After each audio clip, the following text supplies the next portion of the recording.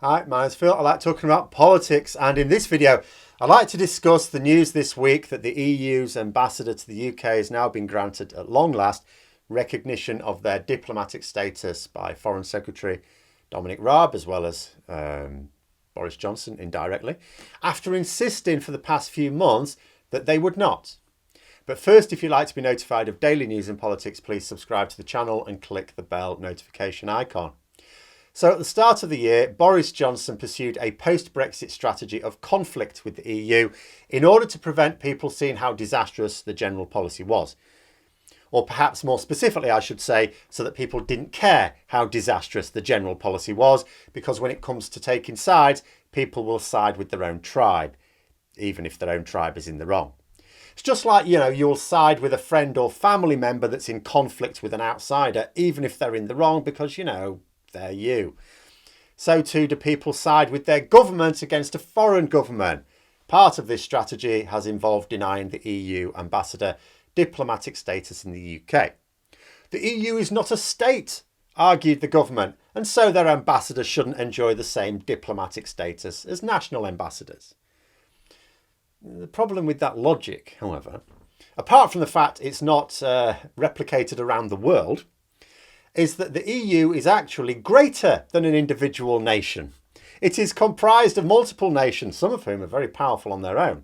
So if you extrapolate that line of thinking, the EU ambassador should actually have an enhanced level of diplomatic status, not less.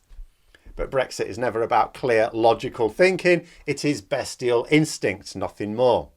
Another thing that Brexit is about is making a big song and dance about disrespecting the EU, only to have to back down completely a few months later. Not that the Conservatives seem to have a major issue with this. You would think they would. It's humiliating. But I suppose humiliation doesn't bite unless there's someone there to witness it. Because whilst they're pretending to stand up to the EU, they get a lot of good press in the pro-Brexit media, particularly the Express and the Daily Mail, and the BBC will back them up. When they back down completely, the story is conspicuously absent from those pages. So I suppose as far as the public are concerned, the government is constantly denying that they will play ball with the EU. We're sticking it to the EU. We're showing them who's boss. And they never see the climb down, so never have to question the situation. But as with everything else, the Foreign Secretary Dominic Raab has caved in, and the EU ambassador now has the same level of status as his equivalents in the most powerful countries in the world, including the United States and China. However, Raab had to try and claim that it wasn't quite the same. Oh, no, we've done it differently. We've done it our way. So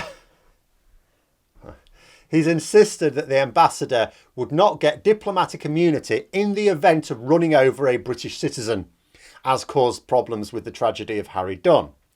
So Raab's concession seems to be that the EU ambassador can enjoy full diplomatic status with the exception that he's not allowed to run people over. I can't imagine there would have been any great objection to that, if I'm honest. I don't think that would have taken much negotiating. In fact, you'd have to be deeply concerned if a diplomat, no matter how senior, objected to not being allowed to kill citizens in their host country. But if Raab wanted to claim that he's won a big concession with that, okay, fine. At least we've moved on. We've got another humiliation under our belt. But the wider issue here is that the government appreciate that they need to work with the EU. After all, they could have carried on this policy. What ultimately stopped them? They weren't enjoying the fact that the EU took reciprocal action and froze us diplomatically out of the EU as well. They know that although they gain politically by presenting the view they are opposing the EU on basically everything, they also know that behind the scenes they have to engage quite seriously. To this end, they have been talking with the EU about practical steps to remove unnecessary trade barriers between Britain and Northern Ireland. Now, it's not been going terribly well from Boris Johnson's point of view. I may have a video about that later. But Johnson's government, knows it needs to talk it through. They've also decided to engage with France to deal with the French fishing dispute that rose to prominence earlier this week as well. And why is this? Well, it's simple enough. The UK government need to implement the Northern Ireland Protocol. Now, that's not because of some gentleman's agreement or diplomatic pressure, but because they are legally obliged to. Failing legal obligations has legal consequences. In practice, that is likely to mean economic sanctions. The UK government also needs to deal with the fishing dispute. Again, they are currently failing to adhere to the Brexit deal. That is also a legal obligation, and the same economic sanctions could be applied as a penalty as well. Now, if the government were willing to put up with tariffs going up on a load of British exports to go along with all the rest of the trade barriers, then they wouldn't have agreed a deal that was so heavily in favour of the EU last year. That they did agree the deal that has drawn such criticism from within their own ranks means that they know it would have been far worse to have an actual no-deal Brexit. So they genuinely don't really want those tariffs applied. Which is a good thing, because it means that Johnson delivered the Brexit that gave him the political power he craved, and now intends to soften it as much as he thinks he can get away with in order to escape as many of the consequences as possible. Now, that won't be a significant softening, of course. Not possible with the Conservatives right now.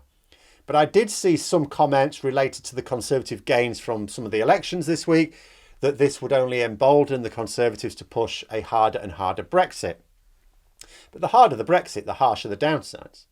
You know, they want us to think that we've gained from Brexit, or at least we didn't suffer, so the sovereignty was worth it. Because after all, there are no material gains, there are only nebulous gains like sovereignty. And it's like, well, even if you can't convince people that's much of a gain, if you can at least say there were no downsides, people will go, well, okay then. It's not easy to see how they're going to be able to do that after a few years. See, it's all right now because it's all still promise and wonder. Right now, they're claiming that we will compensate for trade drops in Europe with gains elsewhere. I mean, we won't. Of course we won't. Elsewhere is a bloody long way away. It costs a lot more to transport goods there, which would wipe out any reduction in other trade barriers. And you can't exactly supply a customer in New Zealand with next day delivery. So I can absolutely see the Conservative Brexit strategy being to whip up as much opposition with the EU as they can, in the media, whilst quietly engaging with them earnestly behind the screen of dead cats. Opposing the EU on a thing one day, caving in later on, we've seen it so many times now, it must surely be deliberate. Still, even working closely with the EU won't actually remove the trade barriers and reduction in investment that Brexit has yielded. So they're still going to have a difficult legacy to sell come the next general election. And if we imagine that Labour can learn some useful lessons from this week's electoral failures, there's no shortage of people telling them what lessons they should learn. But if they actually learn some genuine ones, perhaps they can even be in a strong enough position to capitalise when the Brexit chickens come home to roost. I'll be interested to see that. Or at least I hope I'll see something interesting happening.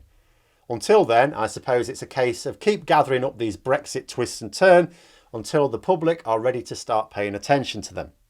Until then, I hope you found the video interesting. If you did, don't forget to click the like button. If you'd like to support the channel further, please also click the Patreon link for details.